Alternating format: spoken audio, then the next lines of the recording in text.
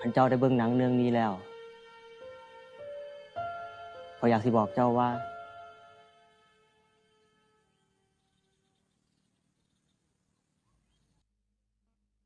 คอยคิดฮอดบรรยากาศเก่าๆ คิดฮอดความเก่าความหลัง บ้านเฮามันก็ซ้ำบ้านเฮาเนี่ยแหละฝันสูงหลาย มันก็แทบสิเป็นไปบ่ได้เลย เป็นไทบ้านอยู่ง่ายกินง่ายบ่เดือดร้อนไผแบบนี้แหละ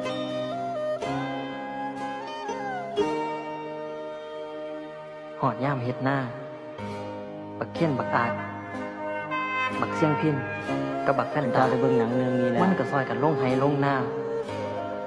ขอยอยากสิบอก เฮ็ดหน้า เจ้าว่า ซอยกัน ก็เพราะมีกันอยู่ซ้ำนี่ผู้บ่าวไทยบ้านอีหลีแต่ละคน คอยคิดฮอดบรรยากาศเก่าๆ คิดฮอดความเก่าความหลัง